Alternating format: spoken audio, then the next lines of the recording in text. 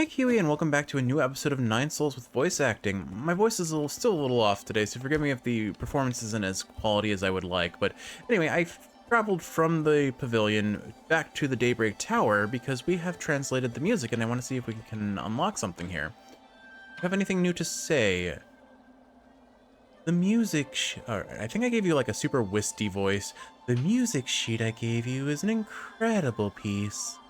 It would be such a pity if it were lost forever. If you're not the musical type, then please give it to someone who will pass it on. Alright, so before when we came through here, we did not have the charge shots. Let's see if that does anything. It doesn't appear to, but I don't remember the notes that Xuan played. But I'm pretty sure if I hit these 4 notes in the correct order, we will activate something. Also, apparently we have a path all the way down here now. Is this just a fast travel option? Where does this go? Okay, cool. Restricted level. Warning, not allowed without a valid access token. Okay, well, at the very least, we've activated a elevator to take us around places. I don't think we found that last time, so that's cool to see. What I'm going to do is I'm going to mess around with these bells a little bit and see if I can find something. So this bell, and I think it was this bellow, then it was this one, then it was this one, and then I hit this, maybe? It worked. Okay, cool. Cool. That was really hard and took a lot more trial and error. Do mi so la, unravel the mystery of the Daybreak Tower's music sheet. Cool, and now in theory, I can climb up this. Another bell over here. That one just breaks and gives me a whole bunch of money. Alright, anything else around these parts? Doesn't look like I can get up there. This is an interesting kind of color. Alright, what's in here? Well, maybe it's like a fancy jade or something. I'm curious. It's a big box, so it's got to be something fancy. That was the easiest hacking ever. Just mash up. Alright, what have we got? Let's see. Pipe vial increases the number of times the pipe can be used even better. Okay, I love more heals in this game. More heals in this game feels really good. A vial to restore medicine for your pipe. Due to the health risk related to medicine overdose, vials and other peripherals were once banned across Panglai. Alright, awesome. What's the fastest way to get back to that other area we were exploring? Probably... Okay, it looks like once we cross the water, or actually not even crossing the water, it looks like there's an area over here that we can access fairly quickly, assuming we have traversal options that would let us get through there. But let's go that way and see if we can find any way to get back quickly, so that we can bring poison to Shenong and such. Do you have anything to say now that we've completed your puzzle? Nope. It's the same thing over and over again. Okay, well, nice talking to you, mystery man. Let's keep moving along. Do I have a way of getting up there? Doesn't look like it. Again, I probably need a double jump to get all the way up there. And our backtracking area is over this way. Honestly, Kiwi, what I'm going to do is I'm going to go ahead and fast forward until we get to somewhere new. That way you're not stuck watching me kind of fuss about with trash mobs and such, and we can see new things rather than old. Although honestly, we're basically there, so I guess I'll just keep recording. Alright, so in the last episode I was talking about my speedrunning history, and I did ramble a fair bit about Sonic Adventure 2, but I also, the other big game that I speedrun as a kid, and again, emphasis on casually speedran, it was never something so grandiose as like anything worthy of a leaderboard or things of that nature, but it was Mario Sunshine. I loved very casually trying to speedrun Mario Sunshine, mostly just optimizing movement tech. Cultivation Gauge. Slightly increased experience gained from defeating enemies. Suitable for a diligent Fangshi. And so, like, it was fun because Kiwi and I, to fall asleep very often in grad school, would watch speedruns, typically on GDQ's channel. We've been watching GDQ speedruns since they started their events, I think in, like, what is it, 2014 or something? So we've been watching them basically as long as we've known each other, pretty much, which is really cool. It's just like a little personal connection that we have to something that's been around for almost as long as our relationship. Although 2014 must be a little bit generous because we didn't meet each other until like 2017. So maybe things blend together, and I very well could be offering some inaccuracies. It may be more so along the lines of I was watching GDQ first, and then I introduced her to speedrunning, because that sounds likely given I mean, Kiwi was definitely introduced to the concept of speedrunning, largely, at least like competitive speedrunning by me, I think. I'd like to claim that. Kiwi, if you disagree, feel free to contest that notion. I'm not beholden to it. I like to claim some things that I introduced you to that were like fun things that we built our relationship on, like crocheting, for example. I mean, that I definitely introduced you to. Although, granted, even if I hadn't, my mom certainly would have by time we were like super together. My mom is a very prolific, I would almost call her aggressive crocheter. She can bang out a blanket in like 2 weeks or something. Like maybe that might be overly generous, but like my mom makes some crazy things by crochet very consistently, and far be it for me to not say I am impressed with her, both quality of handiwork, but also the things, how quickly, both speed and quality of the things she produces are to be admired, I would say, is really what I'm trying to say. Okay, I think I can make this if I'm super fast and maybe just optimize my position a little bit and my dashes. There we go, and then there, and got it. Oh, you're a big guy. All right, I'm gonna heal first because I know I'm prone to taking a lot of damage from these guys. Oh, hello. Speaking of which, all right, you don't actually do that much damage. It's mostly just, if I'm not careful, your damage adds up. As long as I am carrying accordingly. Oh, you did a lot of internal damage. I'm actually gonna bail out and... As previously stated, these guys are notorious for causing me harm. Why didn't my Chi Blast go off there? I don't think I let go early. Alright, we got him. Pop goes the enemy. Alright, cool. I guess I really should just start using my arrows for big scary enemies like that, but there we go. What have we got from this nice fancy chest? Advanced component. It's a recyclable, widely used in processors for guards and various machines. The amount of Jin used directly affects their performance. Yields a large amount of Jin when recycled at the 3D printer. Cool. Alright. Well, I think that's it for this area, so let's go ahead and keep traveling down into the right and see where this leads. In typical Metroidvania fashion, again, it's sort of the map completionism that a lot of these games expect you to partake in, and I am certainly not opposed to partaking in, map completionism in a Metroidvania. I probably won't go 100% on these maps, but I'll get somewhere in the relative proximity of it, I imagine. May just kill this guy out of principle. It's always fancy when you can get all of the parries on those projectiles. Recharge all of your chi juice. I don't think there's anything else over here that I can... I think I was already all the way over here. Let's just confirm that I'm not missing it. All right. Oh, I see something down here. Lore! Farmland markings, crop labels, Muir, origin Yi Kingdom.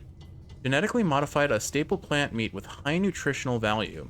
Tanglai is 90% covered in water and little of the remaining land is arable.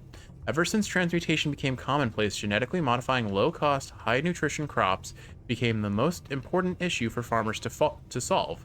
At the dawn of the Origin era, natural farming gained traction and genetically modified foods were shunned due to the influence of Taoism. The debates raged on, and even as Solarians began to need less and less food. So, basically, it's kind of something that we're seeing nowadays. Genetically modified foods were very valuable to a society's overall survival, up until that society then decided, okay, this is not a good decision, let's shy away from it. I don't know, like, my opinion on genetically modified foods is mixed, because I think it's just we don't have enough information in a lot of aspects to say, like, what are the long-term consequences of cooking with these sorts of things.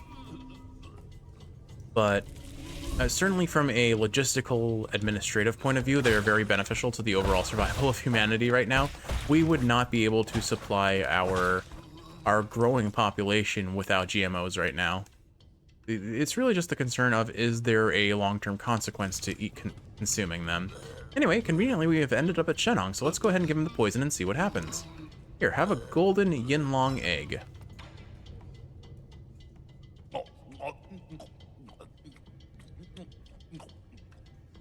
Well, that's a fun eating sound, I guess. You alright there, bud? Okay, you look like you're doing better. Interesting. Curing poison with poison. A like treats like mentality for traditional, I guess, or like, yeah, traditional medicine. Feeling better now. Didn't think I'd end up owing you a favor. Why did you save me? Aren't you in cahoots with those demons? I had no reason to stand by and watch you die. What caused you to be at death's door just now? My damn old condition again. That's what. Just my dumb luck for it to act up now. What kind of condition needs poison as treatment? I've never seen a creature survive after consuming that much toxin. Ha! Ha! Well, this condition needs poison to be kept in check. If it's fatal to most folks, it'll work like ambrosia on me. That guru once told me I was blessed with a poison-resistant body. Most would probably die if they contracted the same condition. A body immune to poison. Fascinating. Let's get one thing straight. I don't take favors for nothing. I don't know who or what you are, but the idea of owing someone really grates at me. Just this once, I'll treat you to some of my special medicinal brew. What's so special about it? I've had my eye on you since you showed up in the village. You looked sickly and had an unsteady gait. Are you secretly a doctor, my friend? You're using medical terms there. Pardon me. My brew's good for strengthening the body. Believe it or not, one sip and you'll feel like a new man. My illness has no cure. Your loss. If you're scared, I don't blame you. Not a chance. Just pour me a cup.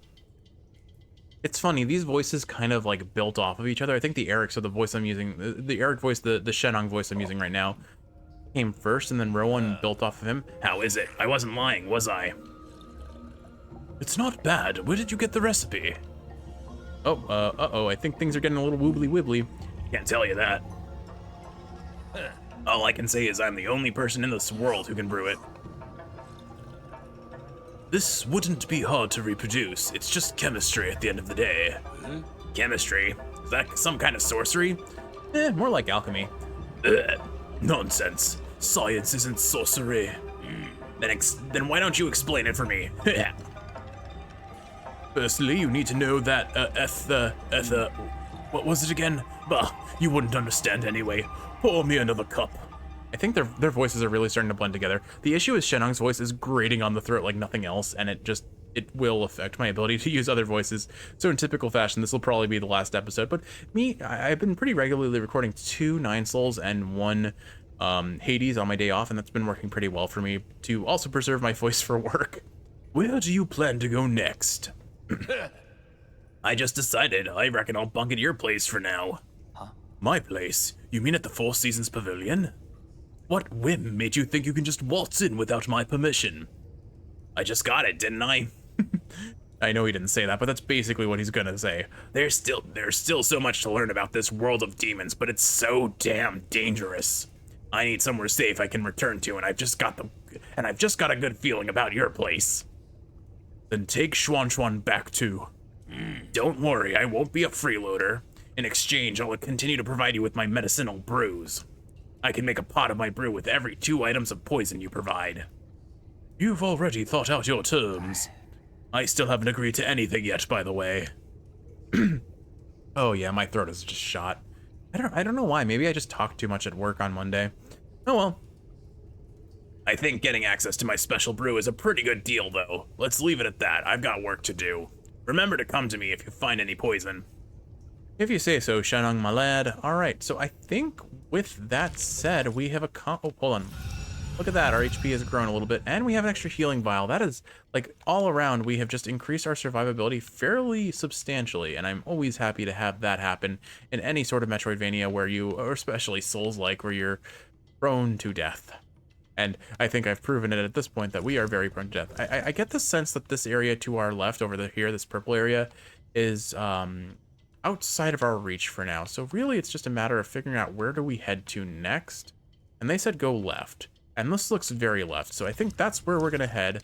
So back to the pavilion, I think, is the fastest way to get there. Do I want to equip anything just yet? We need to get that computing unit from Chiyu so that we can equip more Jade. What have I got right now? I have got Steely Jade. Enemies will not be able to disrupt Talisman Detonation, but I still take damage. And immobilizing enemies. I think immobilizing enemies has been great. But why don't we go ahead and increase our gold gain? We seem to be desperately in need of Jade fairly regularly. So I think that's probably the best way to go. All right, back to the pavilion, and then we're going to head to the left. Other than that, so I was at least at the start of this episode going to ramble a little bit about my experience speedrunning Mario Sunshine, and for full clarity, it was never like individual levels or like actually the whole game. It was mostly just optimizing movement and combat tech. So it was really, I was saying, it was really vindicating to watch the actual speedruns on GDQ and see that several of the techniques that I accidentally found just casually playing are actually optimal speedrun techs in that are used in the main speedrun. Namely, probably the biggest one was the shotgun spray, which is what they call it. I didn't really have a name for it. I just discovered, like, so in Mario Sunshine, you have the ability to do backflips. And when you do backflips while shooting out your spray, sometimes it'll just do a big AoE spray of water. And with that in mind, I discovered that if you just kind of spam that spray while mashing the buttons, that would set you up for a, oops. 1 second, I need to focus. I apparently need more timing than this is permitting me to have. There we go. Apparently, if you kind of mash the spray button, the jump button, you can just like shotgun spray. What? Oh. Hello. Can I go this way? Oh, something weird is happening, Kiwi. Oh no. I don't like this. Oh, is that blood? Oh, okay. Things are dripping from the ceiling. I don't like this. I just hang out here. Hello? Hello, unfriendlies? Pretty lady in the statue? Oh, what was that? Oh, hello. Yeah, you're the pretty lady from the statue. I saw yours. Oh my goodness. Okay, so that silhouette in the background.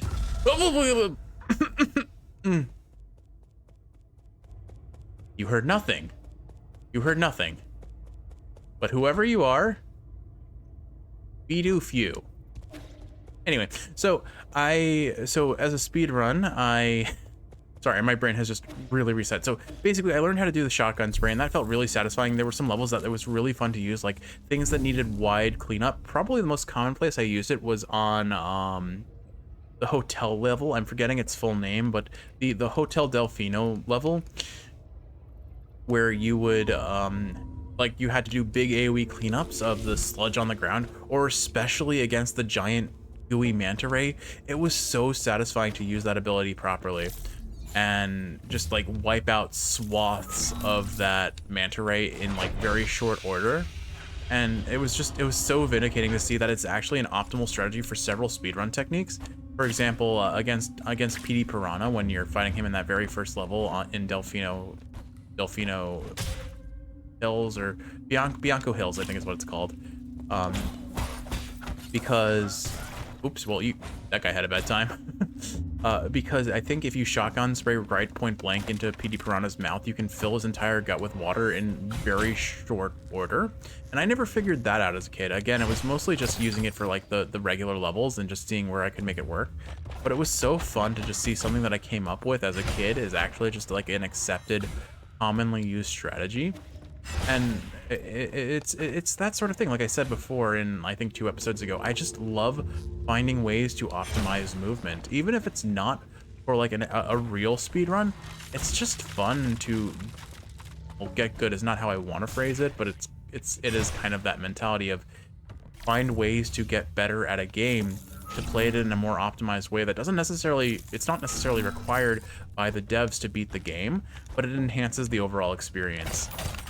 And like, it's not a game that I've played before, and it's probably not a game that I will play on the channel necessarily, but Neon White looks like a really fun game because it entices just learning and figuring out for yourself how to optimize your completion of a level. And I mean, again, any Sonic game has much that effect too. It's just, I love casual speedrunning. Like, I don't think I'll ever properly go out of my way to like fully learn a game that's long, just because I don't have the time to commit to one game forever. That said, I mean, let's not talk about all the hours I've clocked on DFO and RuneScape, so because I know what I just said is an abject lie. But it's like, those games are like so casual for me, and it's like I can play a little bit here, a little bit there. Whereas with a speedrun, I might be committed to a locked in bit of time. Granted, I know that's not true. Like, you can practice individual sections, but some games aren't really great about letting you repeat the same section over and over again without having multiple saves. And depending on the game, that's easier said than done. Finland Immortal Portrait, a Solarian artifact that can be gifted to Schwan. This ancient watercolor painting is said to depict an immortal who appears in every age sporting the same appearance. I wonder if it's us. How much do you want to bet it's us? Or one of the characters we'll be fighting at some point in this game. Who knows? Alright, let's see this. This feels like we're going to be seeing a new area soon. So, okay. This is very reminiscent of how we transitioned to Gomang's area. Looks like we're going to have a red motif instead of an orange one. Oh, more of that weird fire. Okay. You know, I could have avoided all of this and not had to fight you guys. Oh, man. Now that I'm understanding how and when to use the bow, oops. I'm realizing how much I love this weapon. It's really good. I just have to get better at reliably using it. Oh, well, I see our next enemy. You look very fancy with your big, long eyebrows, my good sir. I'm sure you will be a right pain in our... Oh, hello. Pop goes the droid. Nope, okay. Well, I'm sure this guy's going to be fun to deal with. He looks maybe like an elder sort of character, perhaps, or some sort of... I don't know. His facial hair makes me think he's older. Well, we saw with Kalfu's statue especially that these statues don't always tell the truth of the person they represent. Oh, you fully healed? That's so lame. We did so much damage to this guy, now I have to, like, kill him again. Looks like its attacks are fairly well telegraphed, though. It's the typical... A lot of enemies in this game really like to do the 1-2 hits. Oh, what's this? Oh, okay, I appreciate that bit of game design. Oh, it's a shield, okay. So this was some really intelligent game design. They put an enemy right next to this thing so you'd be inclined to fight it. And then because you fought it, you accidentally hit the shield generator, and I am not going to enjoy what's about to happen to me. Oh, I'm probably gonna die here. I heal up. Does this kill us instantly? No, it just does damage over time. Oh, wow, that does add up very quickly. I need to be careful about that. I used the parry there to... Oops. Okay. I used the parry there to actually extend my x-axis to travel a little bit. I am so dead, man. Alright, back to the shield. I might actually die here just from environmental damage. Maybe I'm assuming there's a way to turn this off. So maybe I focus on turning this off first. I'm greedy. I'm going for it. I'm going for it, Kiwi. What have we got? Basic component. Okay, I gotta get back to this shield really quick, and bam. Let's see. Alright. There's an upper path and a lower path. I presume we can't easily reach the upper path. I'll see if I can and try. But we need to find these shield generators pretty regularly because I don't know what's safe and what's not. Okay, perfect root node. We can heal. Alright. Let us heal up. I wonder what new mobility ability we'll find, because it seems like every area we travel to gives us one new traversal option or combat option. So I'm looking forward to finding out. This isn't a trap, right? Well, it is an embarrassing sight to fail at, but there we go. Okay. What do we get from this? We have a lot of jade. Maybe I should go back to the pavilion and spend it. I'll do that at the end of the episode following a death, I suppose. We can buy some fancy things. Here's our next shield generator, and we have an unfriendly standing next to it. Oh, I'm going for it. I'm greedy. I'm greedy. I'm greedy. Oh, okay. Only took a little damage. It was worth it. Thankfully, enemies seem fairly easy and predictable to parry. I don't think I can get up there yet, so I'm going to go this way. Here, come this way, sir. Well, it does not look like the red glowies extended. Yeah, they didn't. Okay. The red glowies didn't extend into this area, so presumably I can just kind of safe spot here. These statues are cute and fancy.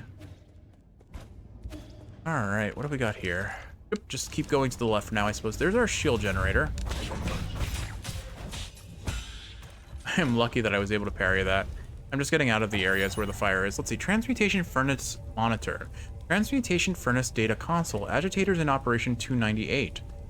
When the Transmutation Factory is operating, agitators activate the furnace core, producing intense radioactive heat waves. Well, clearly that's what we've been contending with. These target the genetic target inside the furnace, inducing the desired genetic mutations.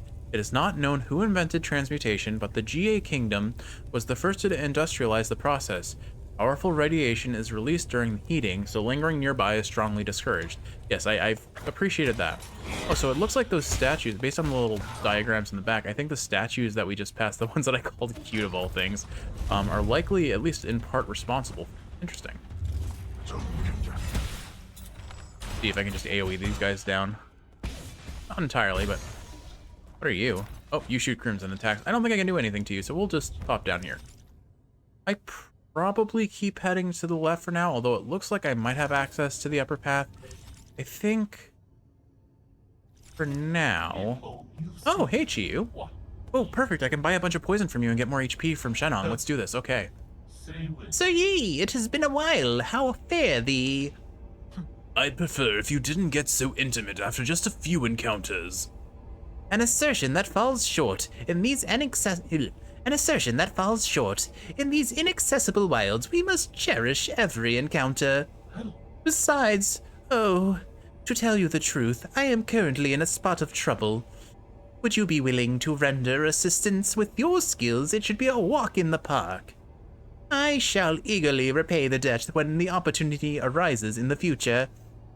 Let's hear it. There was once a bridge that connected westwards from here. However, it has now been lifted for unknown reasons. I have recently learned that my brother, whom I have been trying to find for many years, resides somewhere across that bridge. I came here in a great hurry, only to sigh in dismay. My hope is that you will be able to lower that bridge and grant me the opportunity to reunite with my brother. If it's on the way, I'll consider it. Of course, I shall be grateful for anything. I shall linger herein. Please spend to your heart's content should there be any commerce to conduct. Yeah, I'm just like, my voice is just not doing it today. I'll probably end it after this episode and just wait till the next day off to refresh it a little bit. All right, well, anyway, we're going to start with the computing unit because we have been saving up for this for a while. Each additional Tau 90 computing unit increases the Jade System's computing power by 1. The Jade System was developed by the ancient Fangshi Guild to assist in combat. Inserting different Jades unlocks extraordinary abilities for the user. However, an extensive Jade System requires a great deal of computing power. Well, I've got plenty of that. All right, looks like we can buy 1 poison then. So let's see. Let's buy the Dragon's Whip because Kiwi would enjoy a dragon, although probably not whipping it. Poison, Dragon's Whip. The tongue of a dragon snake contains deadly toxins. It spreads its poisonous saliva around to kill its prey. Thank you, Chiyu. We will gladly take that poison. All right. So, it does look like there's a path up and a path down. Why don't we start with the path down and see what's down that way, since a lot of the things we're interested in are probably on the upwards set. All right, looks like we've found ourselves an elevator. Where does this take us? What have we got now? Underground area, okay. Doesn't look like we can go this way, but there's a big fancy over there. I'm sure in typical Metroidvania fashion, at some point we're just gonna come full circle and end up getting back here. All right, more upwards and lower paths. Let's keep traveling downwards before we turn up. Oh, I don't have a dash to get over there. Okay, I don't think I can reach that actually. So I guess we keep going this way for now and maybe, oh, hello. Oh my goodness. Wow, he sent us flying. Dude, you're having a bad time there. I'm not gonna help. You just... This is unfortunate for him. I feel that though, bro. There was an outcome you wanted and I'm sure it was not that. Feels bad. Feels pretty good. Oh no, enemy. We got a boss. Whoop, hello. Okay, enough of that. No more big spankies. Oh no, whoa. I tried to jump out of habit. I don't even know what the habit is. For some reason, I'm really prone to jumping. I think because I like my Tai Chi, I like to use my Tai Chi parry. Oh, hold on. All right. Need to remember that I have my bow for extra damage. And I've got my talismans. I also seem to really enjoy using my talismans in the air. I think we can pretty easily do this. His attacks are fairly quick and well telegraphed. And I can very easily pop him with 3 chi charges after... There we go, see? Easy peasy. Not a fan of the sky just dropping all of those little... What are they called? The little things coming from the sky, the spikes. Oh, shoot, it knocked me out of my chi attack. A little slow on that parry, but we've almost got him now. 1, 2, and 3. There we go. All right. Whew. All right, another boss down. And just a standard component as our reward, but at least we get some progress now. So what is over here? We're heading pretty aggressively to the east. This doesn't look like it's connecting to anywhere obvious just yet. We'll stay high Never mind, I can't go over there. Oh, looks like there's a fancy, though, so if we can get over there, that would be great. Oh, hello, sir.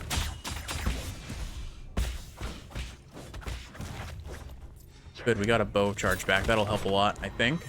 I hope.